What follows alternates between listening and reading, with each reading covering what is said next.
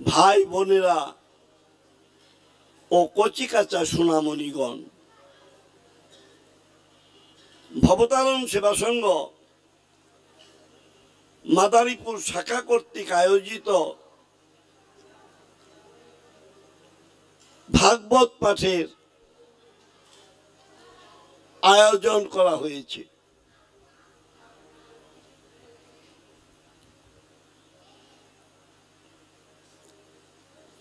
আজকের এই শুভ রজনীতে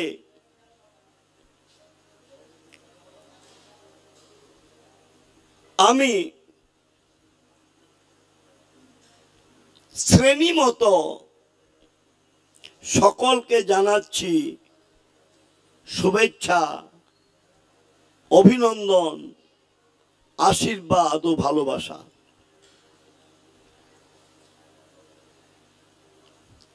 আজকে প্রথম রজনী।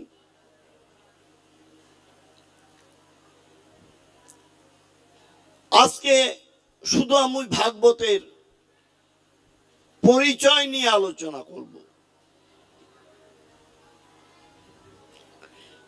কারো সঙ্গে নতুন দেখা হলে আগে তার পরিচয় জানার প্রয়োজন। তা আমি আপনাদের কাছে নবাগত, অনেকের কাছে চীনা মুখ না। আপনারাও আমার কাছে অনেকেই চীনা মুখ না, কারণ 10-12 বছর আগে একবার আমি এখানে 2 দিন পাঠ করে গিয়েছিলাম। হয়তো সে সমস্ত শ্রোতারা আজ আসরে আছেন কিনা জানি না।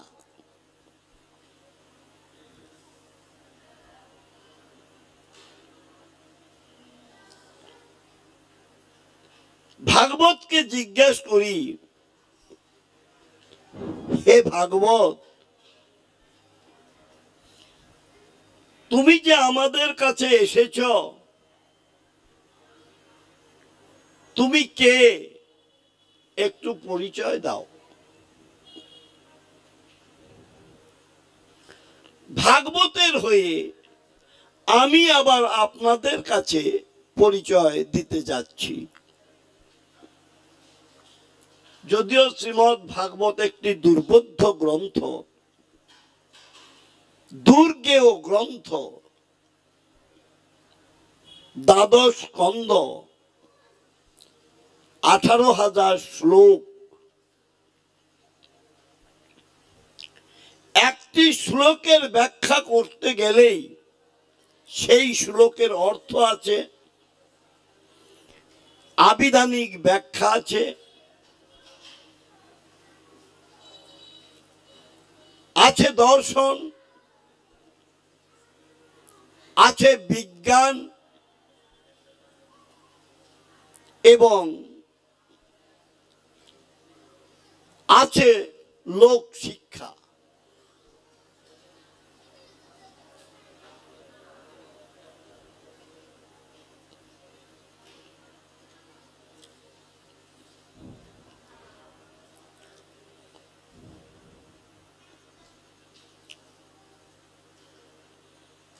আপনারা নিজেরাও ভাগবত শ্রবণ কীর্তন করতে করতে নিজেরাও ভাগবত হয়ে যেতে পারেন।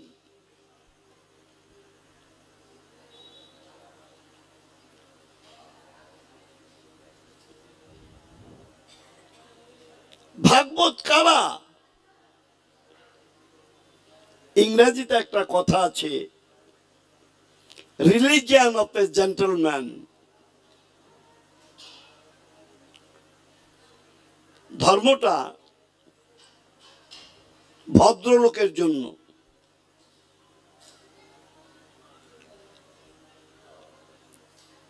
উচ্চ শিক্ষিতের জন্য না, কুলীনের না, এবং প্রচুর অর্থশালীরও না। Religion of A gentleman. ধর্ম ভদ্রলোকের জন্য।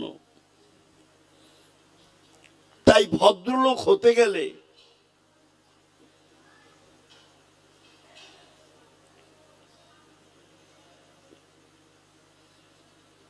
ঈশ্বরচন্দ্র বিদ্যাসাগর বলেছেন, এমন কথা বলতে হবে না বলে কেউ ঝুট, এমন জায়গায় বসতে হবে না বলে কেউ উঠ।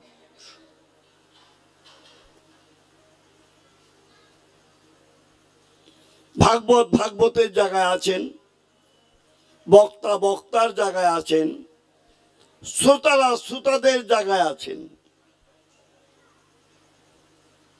হঠাৎ করে যদি এখানে কেউ এসে আগে বসতেন, তাকে বলতো এটা যিনি ভাগবত বক্তা তার জন্য, তোমার জন্য না, উঠো উঠো উঠো।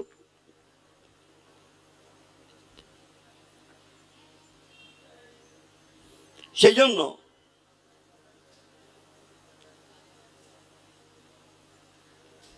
ভদ্রলোক হতে হবে, তারপরে ধার্মিক।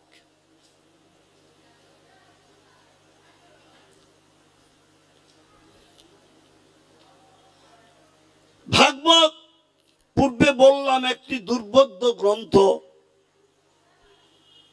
দুর্গেয় গ্রন্থ। এর ব্যাখ্যা অনেক কঠিন জিনিস। আমি 13 বছর বয়সের থেকে আরম্ভ করেছি,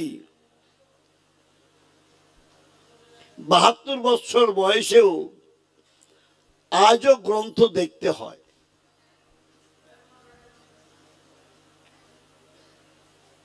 তাহলে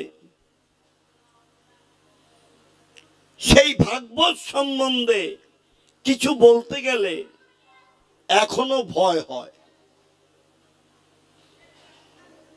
তাহলে আপনারা বলতে পারেন, কোন সাহসে আপনি ব্যাসাসনে বসেছেন? কবির ভাষায় বলতে হয়, শ্রোতা পদ রেণু করি মস্তকের ভূষণ, তোমরা পিলে সার্থক হয় মোর শ্রম। জনে জনে শ্রোতাদের পদধূলি আমার মস্তকে তুলে নিলাম। আপনারা যদি ভাগবত শ্রবণ করে আনন্দ পান, তাহলে আমার বক্তব্যের সার্থকতা আসবে।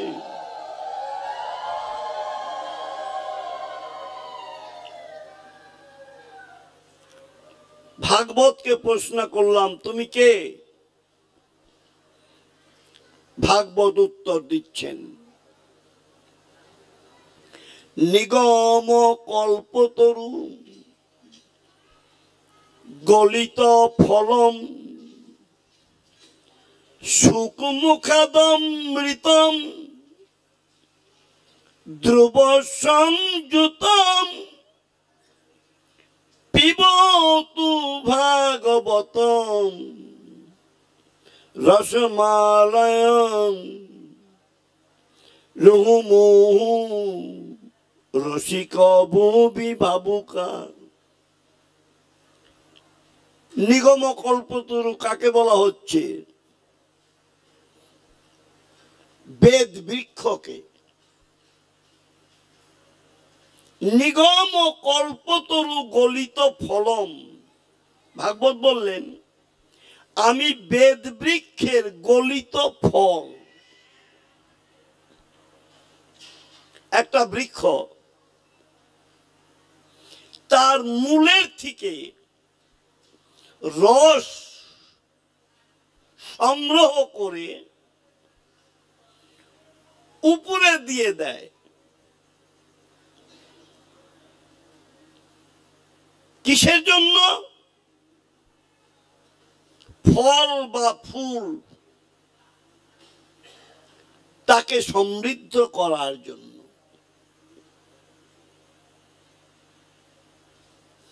বৃক্ষের পরিচয় ফল আর ফুল, পিতামাতার পরিচয় সন্তান, আর একজন গুরুর পরিচয় শিষ্য।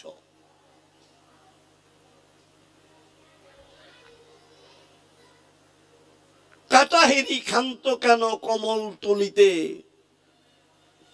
দুঃখ বিনা সুখ লাভ হয় কি মুহিতে। আমরা গোলাপ তুলতে যেয়ে কাটায় অনেক সময় আমাদের ক্ষত করে, রক্ত বেরিয়ে যায়। আবার সেই কাটালা ফুলটি কাউকে দিতে গেলে, লাল গোলাপের শুভেচ্ছা দিতে গেলে তারও হাত ক্ষত হতে পারে। তাই বলে কি গোলাপ কেউ তুলবে না? কাটাহেরি ক্ষান্ত কেন গোলাপ তুলিতে, দুঃখ বিনা সুখ লাভ হয় কি মুহিতে।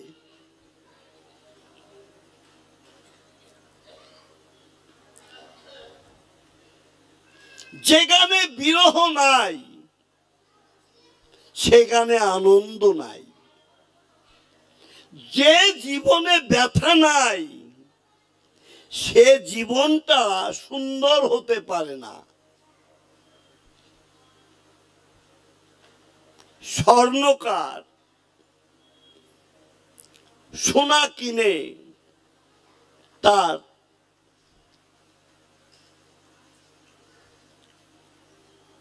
লোকের কাছ থেকে সোনাটাকে কতটুকু পাকা এটা দেখতে হলে প্রথম হলো কোষ্টি পাথরে ঘষে এবং পরবর্তীতে তাকে অ্যাসিড দিয়ে গালিয়ে দেখে যে কতটুকু পাকা সোনা আছে। দুঃখ বিনা সুখ লাভ হয় কি মুহিতে।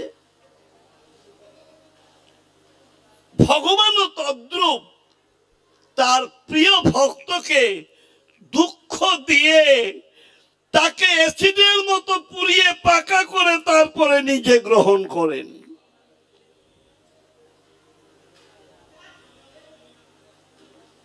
বৃক্ষের পরিচয় ফল আর ফুল,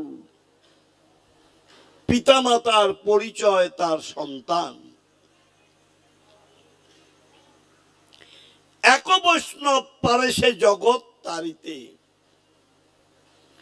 কোন বংশে যদি একজন বৈষ্ণব সন্তান হয় তাহলে তার 14 পুরুষ উদ্ধার করে নিয়ে যেতে পারে।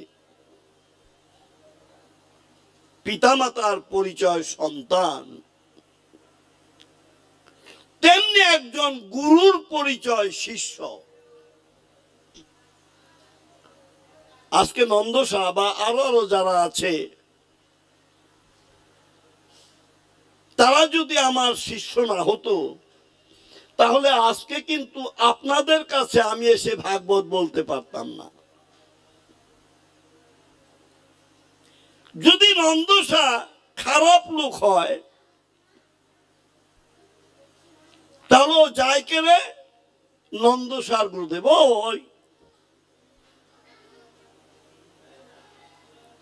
ওই ব্যক্তির গুরুদেব ও তো ভণ্ড, তাহলে তার গুরুদেব বড় ভণ্ড। আর যদি বলে যা নন্দসা সাধু লোক, ভালো লোক, পারফেক্ট লোক, তাহলে বলবে হায় হায় তার গুরু বাবা এ কত না যেন বড় সাধু। গুরুর পরিচয় শিষ্য। মহানামব্রত ব্রহ্মচারীর নাম আপনারা শুনেছেন বা যারা বয়স্ক হয়তো দেখতেও পারেন, দেখেছেন।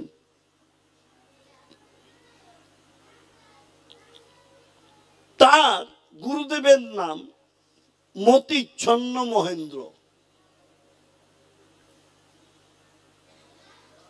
মহানামব্রত ব্রহ্মচারী যখন আমেরিকার থেকে পিএইচডি করে আসলেন তখন ফরিদপুর সিমেন্ট অথবা পিচ ঢালাই হয় নাই, কেবল খোয়া দেওয়া হয়েছে।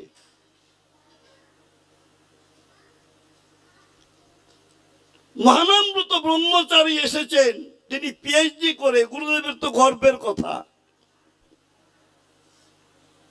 তিনি বললেন, মহেন্দ্র ম্লেচ্ছ জায়গায় গিয়ে ম্লেচ্ছ হয়েছে, ও আমাকে ছুতে পারবে না। অন্যান্য শিষ্যরা অনুরোধ করলেন, কিভাবে ছুতে পারবে? বলে, ও যদি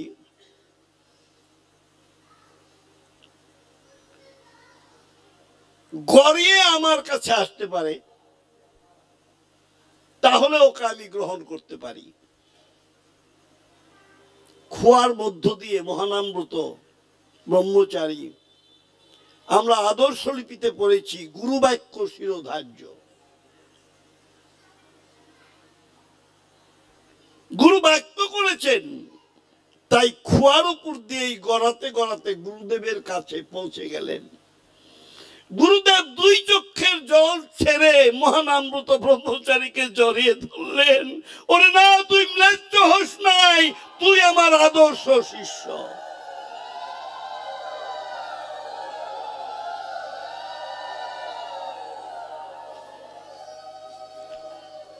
যদি মহানামৃত ব্রহ্মচারী না আসতেন, তার গুরুদেবের নাম হচ্ছে মতিচ্ছন্ন মহেন্দ্র, তাকে কে চিনত? নামের আগে মতিচ্ছন্ন। স্বামী বিবেকানন্দ যদি না আসতেন, তার গুরুদেব পাগলা রামকৃষ্ণ পরমহংস দেবকে কে চিনত? বিবেকানন্দের ডাক নাম ছিল নরেন। রামকৃষ্ণ পরমহংস দেব নরেন বলতে পারতেন না, বলতেন লরেন। গিরিশ ঘোষ বলছেন, ঠাকুর আমি তো যাত্রা নাটক করি, আমি তো থিয়েটার করি। রামকৃষ্ণ পরমহংসদেব বললেন, থিয়েটারে তো লোক শিক্ষা হয় রে। থিয়েটার বাংলাও ভালো বলতে পারেন না। থিয়েটারে তো লোক শিক্ষা হয় রে, লোক শিক্ষা না, লোক শিক্ষা হয় রে। সেই রামকৃষ্ণ পরমহংসদেব হচ্ছেন স্বামী বিবেকানন্দের গুরুদেব। যদি স্বামী বিবেকানন্দ না আসতেন, তাহলে রামকৃষ্ণ পরমহংসদেবকে কে চিনত?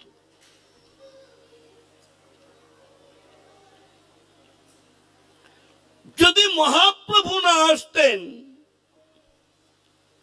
ঈশ্বরপুরী গোস্বামীকে কে চিনত?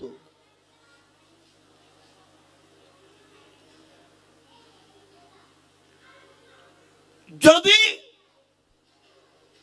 কৃষ্ণ বলরাম না আসতেন, শান্তিপুনি মণিকে কে চিনত? যদি রাম লক্ষণ না আসতেন, বিশ্বমিত্র মণিকে কে চিনত? সবাই কিন্তু শিষ্যের দ্বারা গুরুর পরিচয়। তেমনি আজকে মাদারীপুরে এই রাধা গোবিন্দ জিউর মন্দির প্রাঙ্গণে আজকে আমি ব্যাসাসরে বসেছি। যদি আমার এখানে শিষ্যরা না থাকতো, তাহলে আমি নন্দদুলাল গোস্বামী, আমাকে কে চিনত?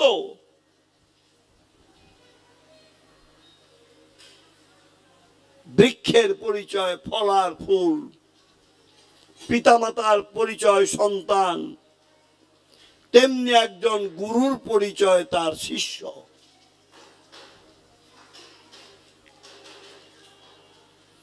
তেমনি বেদের যে গভীরতা, বেদের গভীরতা কতখানি, যদি ভাগবত না আসতেন তাহলে আমরা বেদের গভীরতা উপলব্ধি করতে পারতাম না। ব্যাসদেব বেদকে চতুষ্খণ্ডিত করেছেন, সামবেদ, ঋগ্বেদ, যজুর্বেদ, অথর্ববেদ। বেদকে চতুষ্খণ্ডিত করেছেন ব্যাসদেব। তারপরে বেদ উপনিষদ তৈরি করেছেন, বেদ সংহিতা তৈরি করেছেন, 17খানা পুরাণ রচনা করেছেন।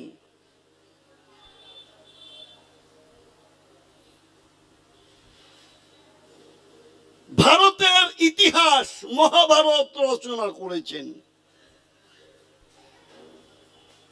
তবুও মানসিক তৃপ্তি পাচ্ছেন না। হরিভক্তি বিলাসে আছে,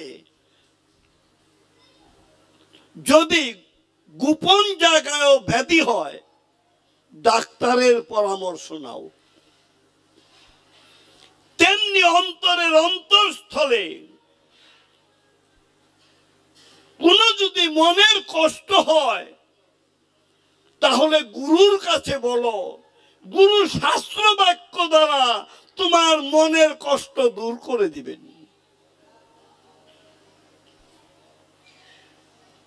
ব্যাসদেবের যে মানসিক কষ্ট, আসলেন নারদ মুনি, ব্যাসদেবের গুরুদেব। ব্যাসদেব বললেন পাদ্যর্ঘ্য দিয়ে, মানসিক কষ্ট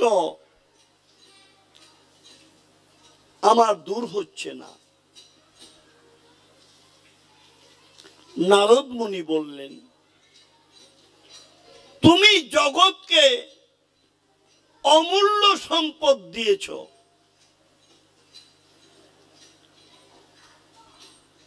যেমন আমাদের দেশের অনেক ছেলেরা বিদেশে থাকে,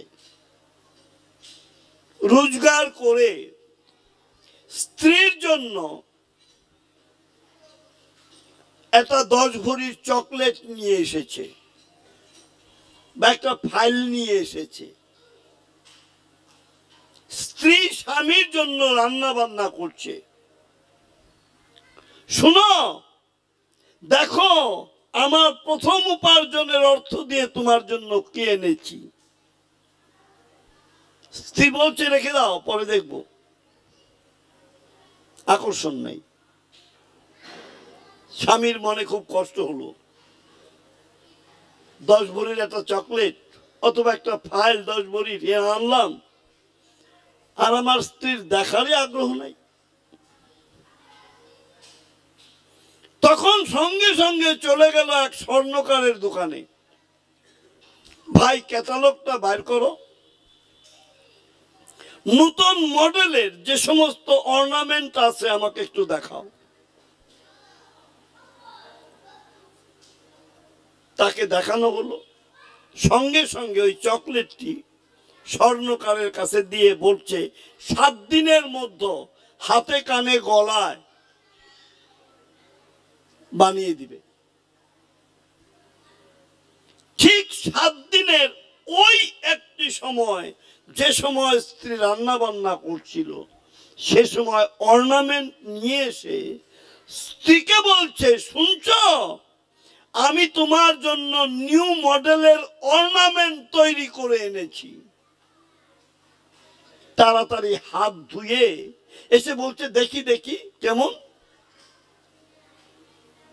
মায়েরা তো লক্ষ্মী, তাই ঘরে শোনা যতই থাক না কেন, স্বামী যদি, শ্বশুর যদি, বাবা যদি স্বর্ণের জিনিস আনে, মায়েরা অনেক আনন্দ পায়।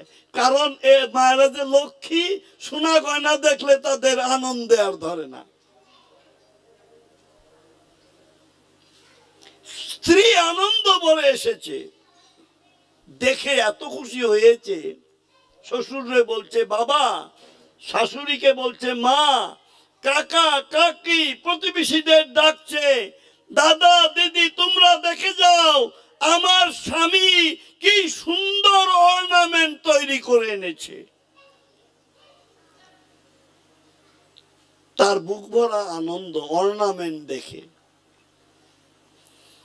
তেমনি ব্যাসদেব সোনার গোলক দিয়েছেন জগতে, কিন্তু ব্যবহারের মতো কিছু দেন নাই।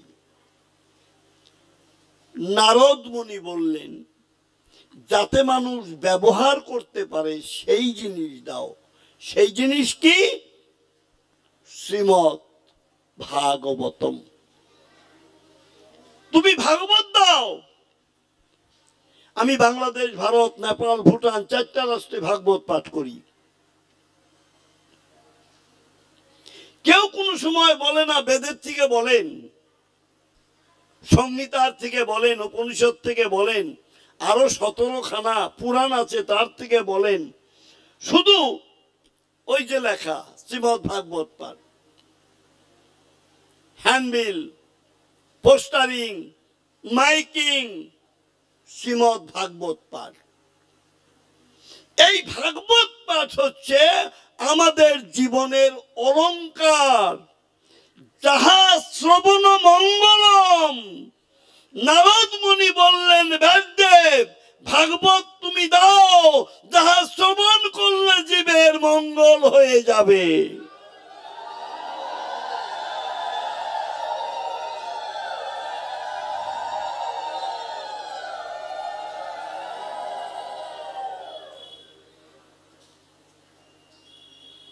ভাগবত বললেন, নিগম কল্পতরু গলিত ফলম।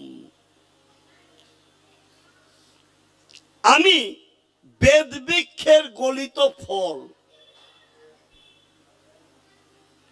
ফলটা সবার উপরে থাকে না? এই যে আমের দিন, বর্তমানে মালদার আম, চুষা, ন্যাগরা, কত পদের আম। বৃক্ষ তার মূল শিকড় হতে চুষে চুষে উপরে দিয়েছে, তাকে বলা হয় অমৃত ফল, আম।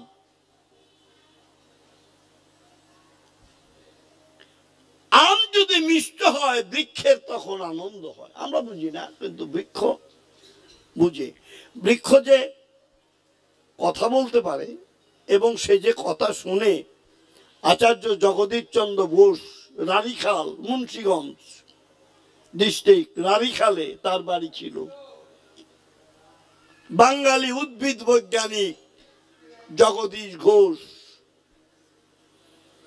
তিনি প্রথম রেডিও তৈরি করেছেন এবং বৃক্ষ কথা বলতে পারেন তিনি বলেছেন।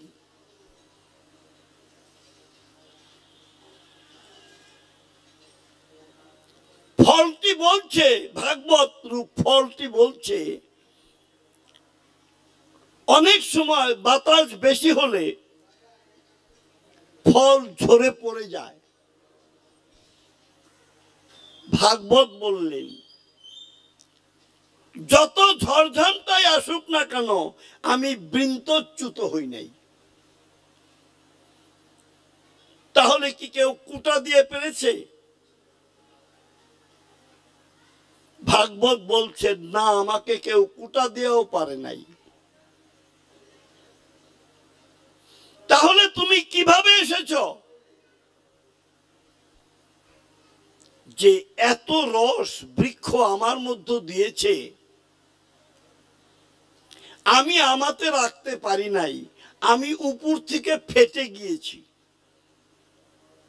ফেটে যেয়ে বৃন্তে, পল্লবে, উপশাখা, শাখায়, সর্বশেষ বৃক্ষের গাত্রে আমি মেখে আছি। নিগম কল্পতরু গলিত ফলম। আমি তাই বেদ বৃক্ষের এমনি ফল, যে ফল বৃক্ষের গায়ে লেপে আছেন। সুকমুখেদমৃতম, সুকমুখের অমৃত। সুখ পাখি যদি টক ফলেও মুখ দেয় সেটা মিষ্ট হয়ে যায়। এমনিতেই তো ভাগবত অমৃত। আবার সুখ মুখাদমৃতম, সুখ মুখের অমৃত।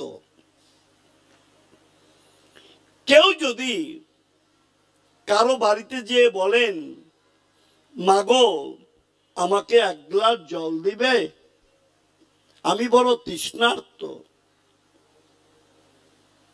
সেই মা অতিথিকে নারায়ণ ভেবে তিনি যদি সিবিট অথবা ট্যাং অথবা হরলিক্স অথবা চিনি যদি জলের মধ্যে মিশিয়ে তাকে দেওয়া হয়, তার প্রয়োজন ছিল শুধু জল, কিন্তু অন্য সমস্ত জিনিস মিশিয়ে দেওয়ায় আস্বাদনে আরো বেশি আনন্দ হবে না? তখন সে আরো বেশি তৃপ্ত হবে। এমনি ভাগবতামৃতম, ভাগবত অমৃত, তারপরে সুখ মুখাদমৃতম, সুখ মুখের অমৃত। ভাগবতামৃত, সুখ মুখের অমৃত, দুই একত্রিত হয়েছে।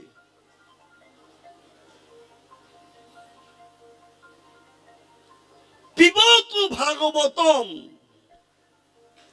ভাগবত বলছেন পিবতু,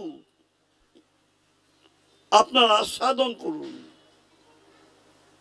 পিবতু ভাগবতম রসমালয়ং,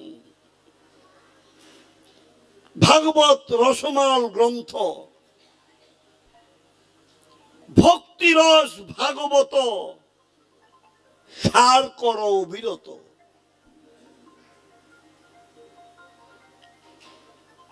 মহানামব্রত ব্রহ্মচারী বলতেন, পূর্ব পাকিস্তানের সবচেয়ে বক্তা ছিলেন বড় অযোধ্যালাল গোস্বামী বেতুলের। তিনি ভাগবতের ব্যাকরণ টিকা টিপ্পনী বলতেন।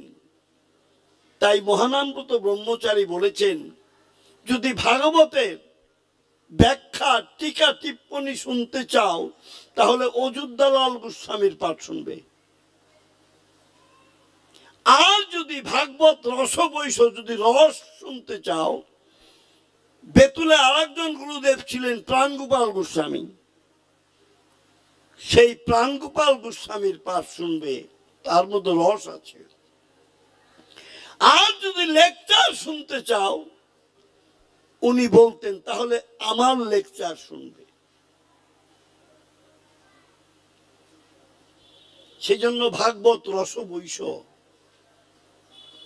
আপনারা বলতে পারেন, তাহলে এতক্ষণ দেরি করার প্রয়োজন কি? আমরা ঘটি বাটি নিয়ে আসি, নারায়ণ পূজার প্রসাদের মতো আমাদের দিয়ে দেন, আমরা বাড়ি নিয়ে খাবো।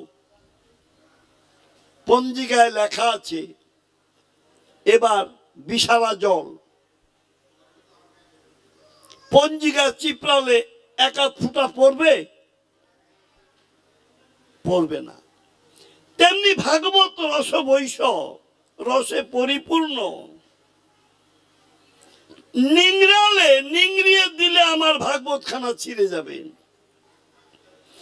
কিন্তু আমি ভাগবতের যে কথাগুলি বলছি, এগুলি যদি আপনারা হৃদয়ে ধারণ করতে পারেন এবং একবার নয়ন জলে হা কৃষ্ণ গোবিন্দ বলে ডাকতে পারেন, তাহলে সেই রস আপনাদের হৃদয়ে যে পৌঁছবে।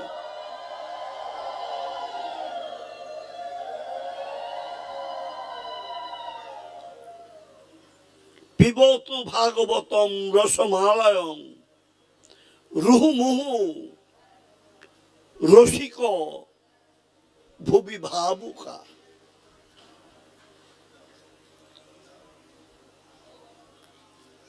ভাগবত বলছেন, রসিক এবং ভাবুক ভক্তের সঙ্গ করার কথা। আমাকে আস্বাদন করতে হলে আমার রসিক এবং ভাবুক ভক্তের সঙ্গ করো। রসিক কিরকম? শ্রীকৃষ্ণ বলরাম, শ্রীদাম সুদাম দাম বসুদাম মধুমঙ্গল স্তক কৃষ্ণ, এরা সকালে বাছুরি নিয়ে, গোবৎস নিয়ে গোচারণ ভূমিতে যেতেন। সেখানে সদা সর্বদা তৎপর ছিল কংস কৃষ্ণকে নিধন করার জন্য। যাকে অসিতে কর্তন করা যায় না, যাকে অনলে দগ্ধ করা যায় না, যাকে অনিলে সিক্ত করা যায় না, সেই পরমাত্মা পুরুষ শ্রীকৃষ্ণকে নিধন করার পরিকল্পনা কংসের। কারণ ওই যে মহামায়া বলেছে, তোকে বধিবে যে গোকুলে বাড়িছে সে।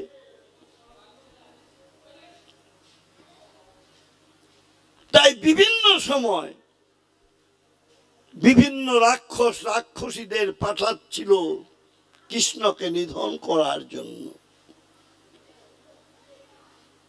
শ্রীকৃষ্ণ গোচারণ ভূমিতে যেয়ে লুকোচুরি খেলা খেলতেন। আমরাও খেলেছি ছোটবেলায়। দুই দল থাকতো, চোখে কাপড় বেঁধে দিতাম, কানামাছি ভো ভো, যাকে পাবি তাকে ছো, খেলতাম না?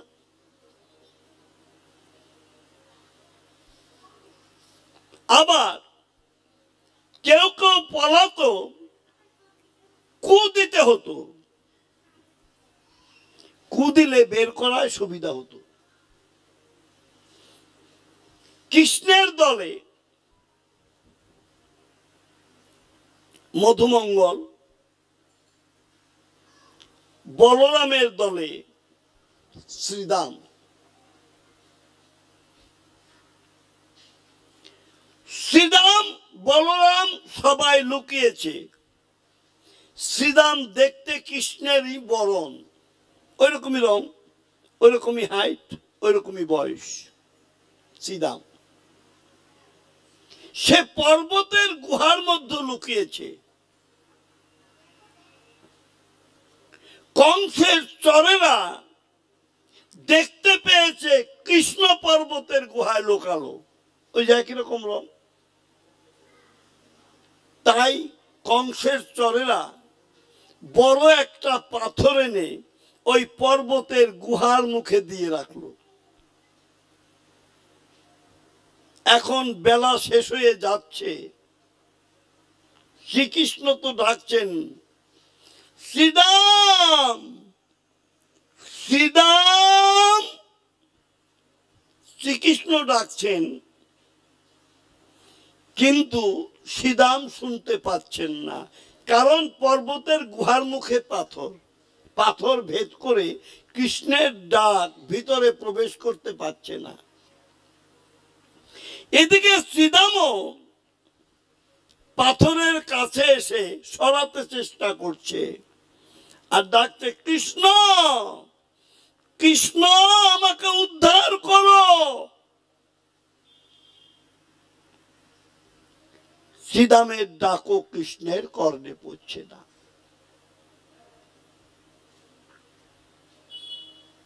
বাবা ছেলে হাটে গিয়েছে।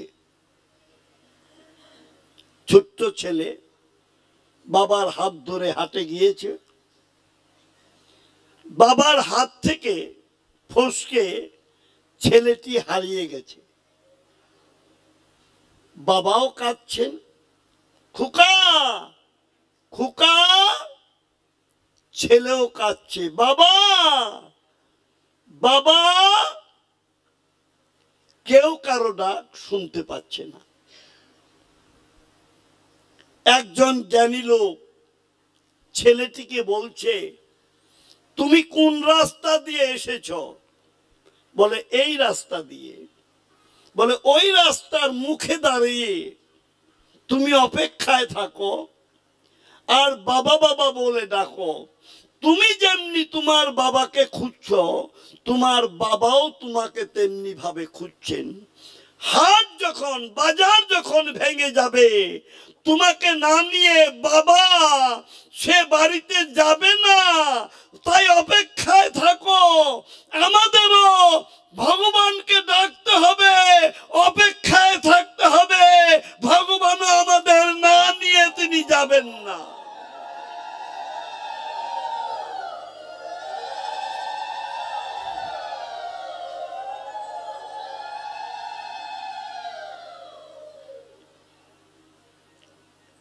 এদিকে যারা শ্রোতা, গুরুদেব ভাগবতে বলছেন এই গল্পটা, যারা শ্রোতা তারা বলছেন, একজন কাঁদছেন, হায় রে ভাগ্য, শ্রীদাম পর্বতের গুহায় কি দুর্ভাগ্য, কিভাবে কৃষ্ণ উদ্ধার করবেন। আর একজন হাসছেন, যিনি হাসছেন তিনি রসিক। তিনি যে ভাবুককে কোলাকুলি দিয়ে বলছেন, ভাই তুই কাঁদছিস কেন?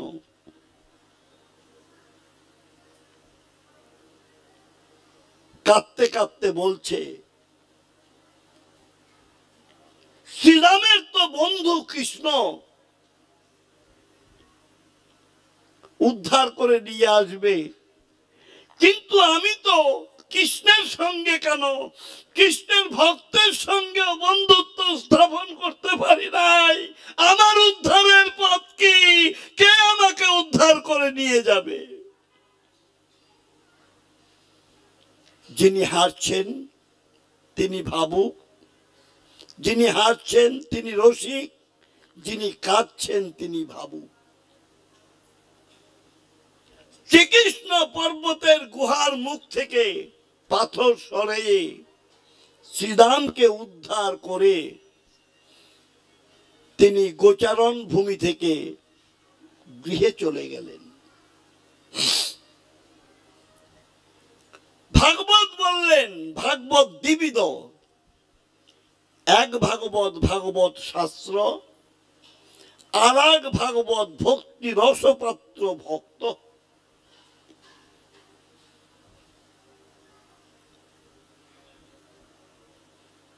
যেমন আপনারা এসেছেন, কেউ হয়তো ভাবুক হতে পারেন, কেউ রসিকও হতে পারেন। আপনারাও ভাগবত, ভক্ত ভাগবত, ভাগবত গ্রন্থ ভাগবত আর ভক্ত ভাগবত। আমার গ্রন্থ ভাগবত যদি ঝুলনায় থাকতো, ভাগবত যদি আপনাদের মাঝে না আসতো, তাহলে আপনারা আনন্দ পেতেন না, আমার ভাগবত আনন্দ পেত না।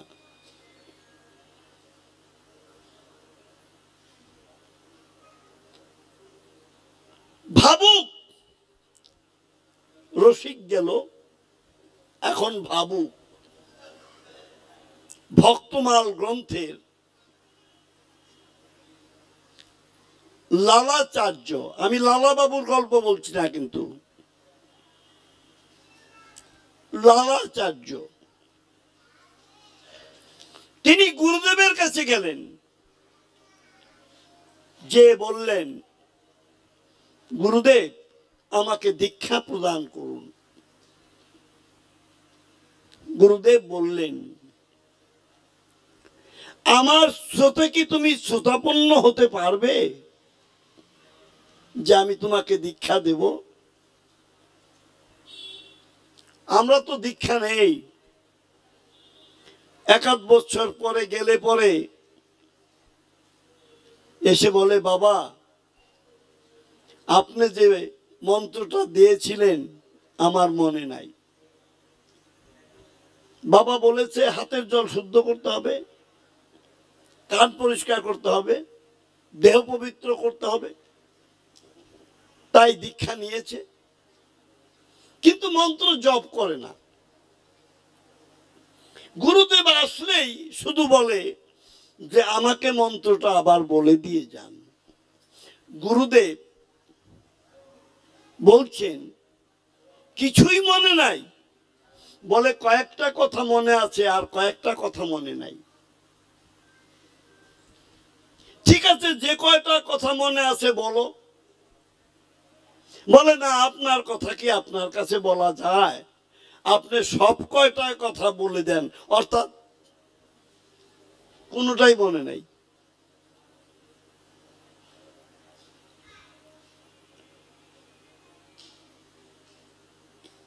তাই লালাচার্য বলছেন আমাকে দীক্ষা দিন। গুরুদেব বলছেন তুমি কি আমার শ্রুতে শ্রুতাপন্ন হতে পারবে? কেঁদে দিয়ে চরণে পড়ে বললেন, লালাচার্য আমি জীবন দিয়ে হলেও আপনার বাক্য রক্ষা করব। গুরুদেব ভাবলেন ওকে দীক্ষা দেওয়া যায়, যে কথাটা বলেছে এর উপরে কোনো কথা হয় না। তাই লালাচার্যকে ধুতি পরিয়ে মালা তাগা পরিয়ে দাদু সঙ্গে তিলক দিয়ে গুরুদেব লালাচার্যকে দীক্ষা প্রদান করলেন। দীক্ষা প্রদান করে বুকে জড়িয়ে ধরে বললেন, গুরুদেব আজ হতে তিলকমালা পরিহিত যাকে দেখবে তাকেই সহদরা ভাইয়ের মতো ভালোবাসবে। ধন জন যৌবন কারণই আপন।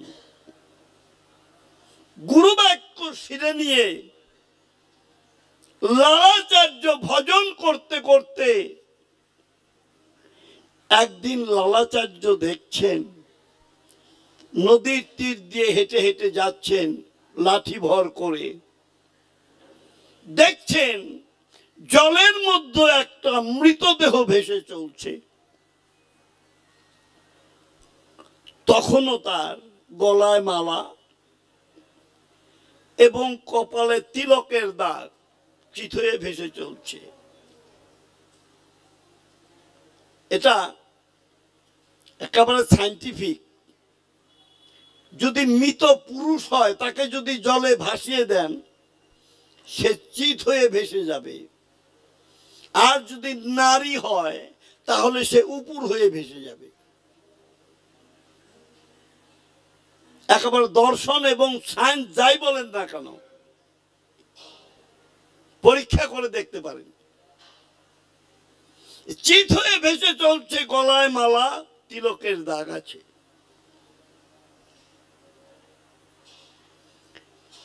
ভাবছে আমার গুরুদেব না বলছেন তিলক মালা পরিহিত যাকে দেখবে সহদরা ভাইয়ের মতো ভালোবাসবে। ওই যে ভেসে যাচ্ছে ও যদি সহদরা ভাই হতো তাহলে কি ওকে আমি সমাধিস্থ করতাম না? ওকে এইভাবে জলে ভাসিয়ে দিতাম? কাপড় কাছুটি করে জলের মধ্যে নেমে বড় কষ্ট করে টেনে ডাঙায় উঠালেন। গ্রামবাসীদের কাছে গেলেন, লালাচার্য গ্রামবাসীদের কাছে গেলেন, তোরা একটু আমাকে সাহায্য কর, আমার এক ভাই মারা গিয়েছে, তাকে সমাধিস্থ করব, আমি একা পারছি না, আমাকে সাহায্য কর। তৎকালীন সময়ে ব্রহ্মণ্যবাদ বলল কোন না কোন জাতের মরা, আমরা তাকে ছুব না। কেউ এলো না। শেষ পর্যন্ত কুদাল এনে গর্ত করে কোন রকমে সেই গর্তে বহু কষ্টে সেই মৃতদেহটিকে বসিয়ে দিলেন। শাস্ত্রে নিয়ম আছে, বৈষ্ণব যদি মৃত্যুবরণ করে ৪৫ দিনে বৈষ্ণব সেবা দিতে হয়। ৪৫ দিনে লালাচার্য তার রাধা গোবিন্দের মন্দিরে ভোগ লাগিয়ে গ্রামবাসীদের ডাকছে। গ্রামবাসী বলছে, কেন ডেকেছ? বলে, আজকে আমি ভোগ লাগিয়েছি। কি পর্ব, অনুষ্ঠানটা কি?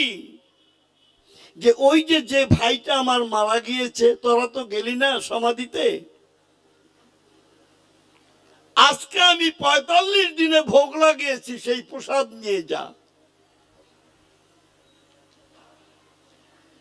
বলে, না, অজানিত কুলশীল ব্যক্তির শ্রাদ্ধ আমরা খাবো না। কেউ এলো না।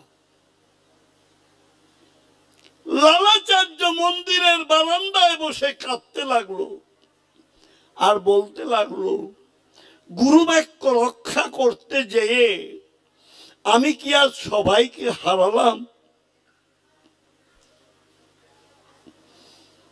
মন্দিরে শিকল দিয়ে ভাবলেন আমি গুরুদেবের কাছে যাব।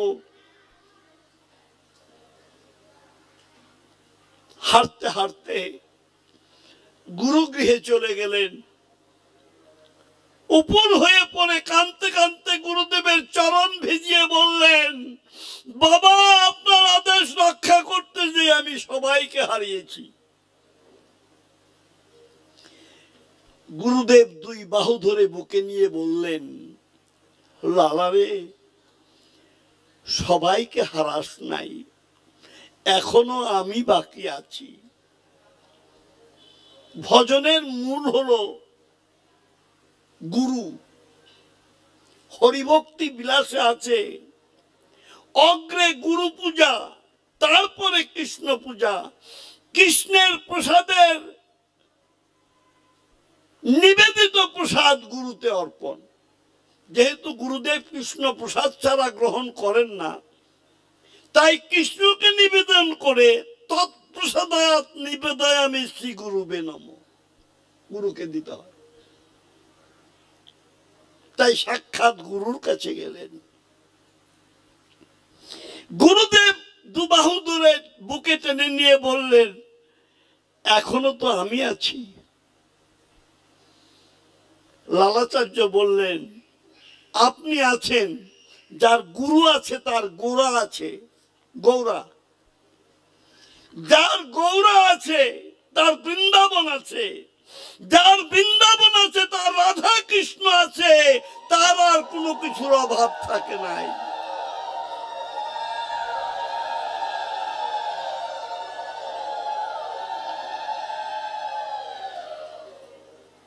চলুন বাবা, চলুন। আমি নিবেদন করে রেখে এসেছি, আপনি গোবিন্দের প্রসাদ গ্রহণ করবেন, আমি আমার গুরুদেবের হাত থেকে মহাপ্রসাদ নিব। শিষ্য আর গুরু কৃষ্ণ কথা বলতে বলতে লালাচার্যের বাড়ির কাছাকাছি এসে গুরুদেব থমকে দাঁড়ালেন। লালা, তুই তো মিথ্যাবাদী, কপট। না বাবা, আমি মিথ্যাবাদীও নই, কপটও নই। তো তুই যে বললি তোর বাড়িতে কেউ আসে নাই, বাড়ির দিকে তাকিয়ে দেখতো, এত লোক কোথা থেকে আসলো? লালাচার্য বলছে, সত্যই তো, এত লোক, ওরা কারা?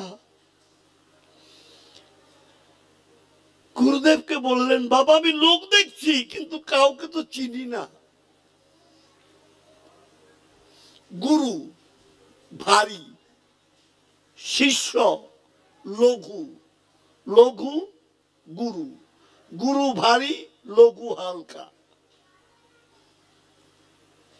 লালাচার্য কাউকে চিনতে পারছে না। গুরুদেব বললেন, দাঁড়া লালা, আমি চোখ বুজে একটু চিন্তা করে নিই।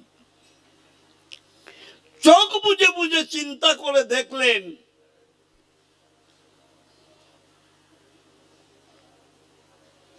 গুরুর বাক্য রক্ষা করে ভজন করেছিল, সাধুগুরু বৈষ্ণবের সঙ্গ করেছিল, যার ফলে লালাচার্যের গৃহে আজকে ভগবান তার পার্শ্বদের নিয়ে এসেছেন। লালারে তাড়াতাড়ি চল, ওরা যে চলে যাবে। গুরুদেব লালাচার্য দৌড়াচ্ছেন। দৌড়াতে দৌড়াতে যেয়ে দেখলেন সবাই বায়ু ভরে উপরে চলে গেলেন। লালাচার্য বললেন, গুরুদেব বাবা, ওদের তো পেলাম না। গুরুদেব বললেন, কি পেলি না? ওরা সবই রেখে গেছে। দেখ, ওরা ওদের উচ্ছিষ্ট প্রসাদ রেখে গেছে, ওদের চরণের ধুলো রেখে গেছে। আয়, আমরা ধুলায় গড়াগড়ি দেই, ধুলা অঙ্গে মাখি, সঙ্গে রাখি, প্রাণ ভরে একবার হা কৃষ্ণ গোবিন্দ বলে ডাকি।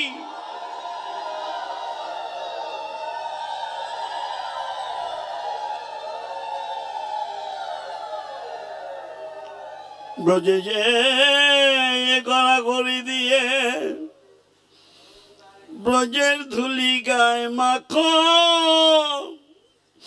ব্রজের ধুলি গায়ে মাখিয়ে একবার কৃষ্ণ বলে ডাকো, হারে মন কৃষ্ণ বলে ডাকো। গুরুদেব শিষ্য ধুলায় গড়াগড়ি যাচ্ছেন, প্রসাদ ধ্বনি দিয়ে প্রসাদ গ্রহণ করছেন। গ্রামবাসীরা এসেছে, ওরে লালা, এত লোক তুই কোথায় পেলি? লালাচার্য বলছে, তোরা গুরুবাক্য রক্ষা করিস না, তোরা সাধু সঙ্গ করিস না। ওরে পাষণ্ডের দল, আর একবার এই ধুলায় গড়াগড়ি দে, আর মহাপ্রসাদ গ্রহণ করে মানব জনম সার্থক কর। এক ভক্ত সঙ্গের ফলে ভগবান লালাচার্যের গৃহে পার্শ্বদ নিয়ে চলে আসলেন।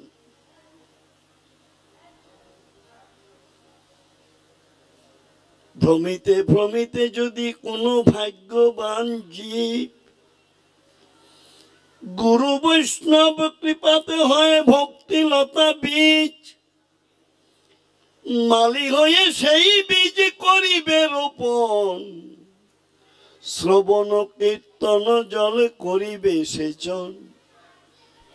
সাধু সঙ্গ, সাধু সঙ্গ সর্বশাস্ত্রে কয়, লবমাত্র সাধু সঙ্গ তার কৃষ্ণ প্রাপ্তি হয়। ইংরেজিতে একটা কথা আছে, এ রুলিং স্টোন গ্যাদার্স নো মুচ, যে পাথর গড়ায় তার গায়ে শ্যাওলা জমে না। তদ্রূপ যাহারা কৃষ্ণ ভক্তের সঙ্গ করে তাদের মধ্যে পাপ পঙ্কিলতা থাকে না, শুভ্র শুচি হয়ে তারা গোবিন্দের শ্রীপাদ পদ্ম লাভ করে।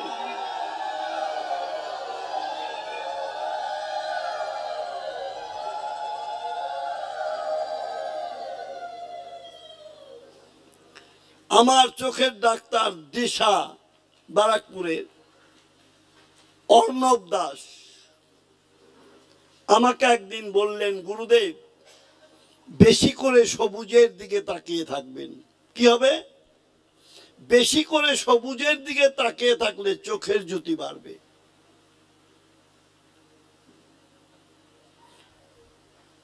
আমি পালপাড়া আশ্রমে আসলাম, এসে খালি ওই চিন্তাই করছি, সবুজের দিকে তাকিয়ে থাকতে হবে। রাত্রে ভাবতে ভাবতে আমার উদয় হলো, বেশি করে যদি সবুজের দিকে তাকালে চোখের জ্যোতি বাড়ে, তাহলে বেশি করে সাধুর দর্শন করলে কেন হৃদয়ের ভক্তির জ্যোতি বাড়বে না?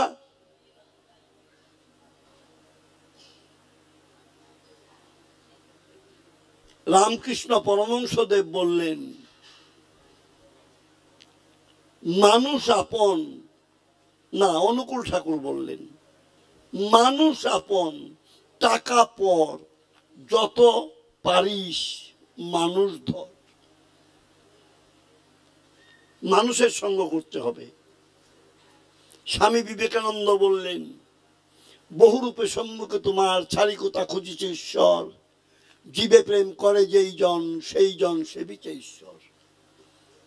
কবি কামিনী রায় বললেন, আপনাকে লয়ে বিব্রত রহিতে আসে নাই কেহ অবনীপুরে, সকলের তরে সকলে আমরা, প্রত্যেক আমরা পরের তরে। নজরুল ইসলাম গাইলেন, গাহি সাম্যের গান, মানুষের চেয়ে বড় কিছু নহে, নাই কিছু মহিয়ান। তাই এই মানুষের মধ্যে রয়েছে ভগবান।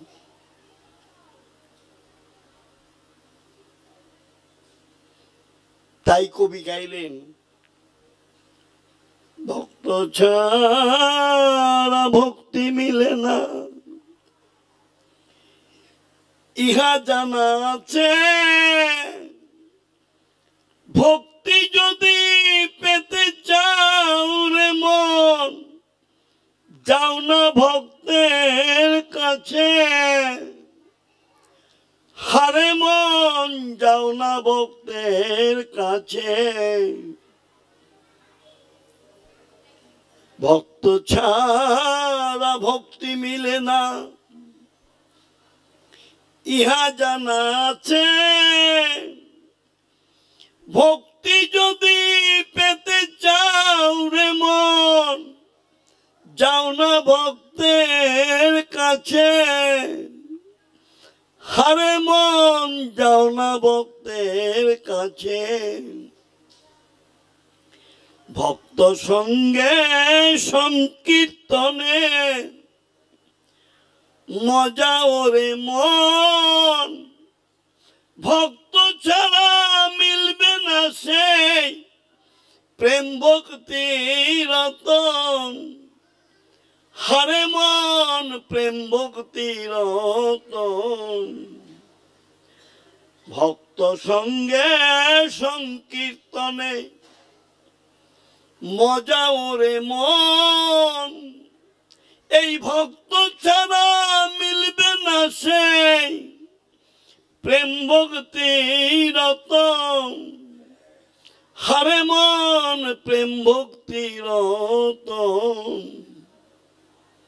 ভক্ত সঙ্গে চলো ফিরো মন, এই ভক্ত সঙ্গে থাকো, ভক্ত পদ ধুলি নিয়ে একবার নিজ অঙ্গে মাখো, হারে মন নিজ অঙ্গে মাখো।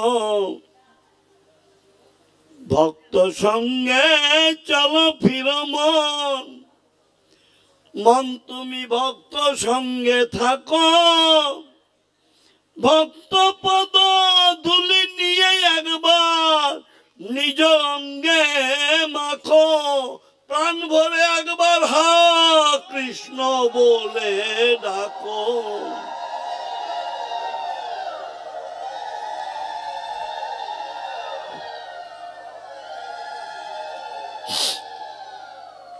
ভক্তি শূন্য যদুনাথে কহে, এই ভক্ত পাবার আসে, ভিক্ষাবৃত্তি নিয়ে আমি তাই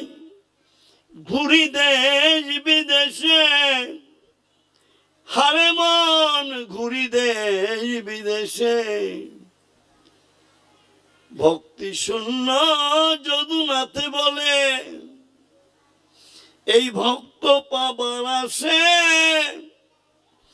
ভিক্ষাবৃত্তি নিয়ে আমি তাই ঘুরি দেশ বিদেশে, হারে মন ঘুরি দেশ বিদেশে। হে যদুনাথ, যে যাহা করিবে ভক্ষণ, উদ্গারে তার পাইবে লক্ষণ। এই পথখানি তোমার জন্য রচনা করো নাই, এ পথখানি রচনা করেছ আমার জন্য। হে নন্দ দুলাল গোস্বামী, কুলীন ব্রাহ্মণ অভিমানী, পণ্ডিত ভাগবত তত্ত্ববেত্তা অভিমানী, এই অভিমানে গোবিন্দের করুণা লাভ করা যাবে না। শাস্ত্র ভাগবত কাঁধে নিয়ে ভক্ত ভাগবতের সঙ্গ কর। যদি কোনো ভক্ত ভাগবতের সঙ্গ মিলে যায়, লালাচার্যের যেমনি শেষ জীবনে মৃত ভক্তের সঙ্গে পেয়ে ভগবান মাটির পৃথিবীতে নেমে এসেছিলেন, তুইও সঙ্গ করতে করতে তেমনি যদি কোনো ভক্ত সঙ্গ পাস, তাহলে সেই ভক্তের কৃপায় গোবিন্দের করুণা লাভ হতে পারে।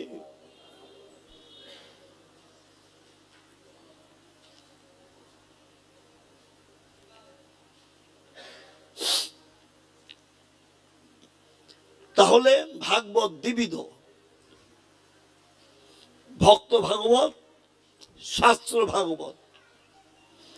ভক্ত ভাগবত দ্বিবিধ, রসিক ভাবুকা।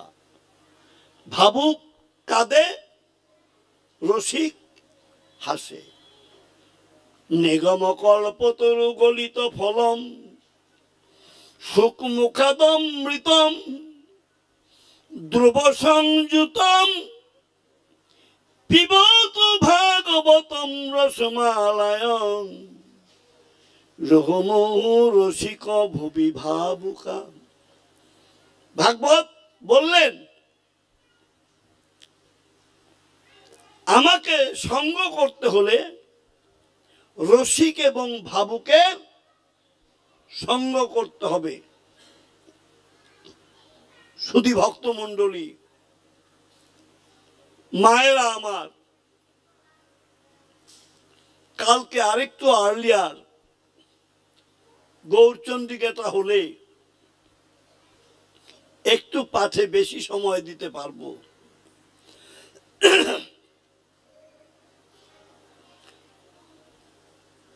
পরিবেশ খুব ভালো না। অনেক মায়েরা এসেছেন, অনেক দূর দূরান্তরে যাবেন, তাই আর বেশি রাত্রি না করে আজকের মতো শ্রীমৎ ভাগবতের এখানেই বিশ্রাম দিলাম। জয় জয় শ্রীমৎ ভাগবত প্রমানন্দে হরি বল, হরি বল বল, হরি সাধু গুরু প্রমানন্দে হরি বল, হরি বল বল।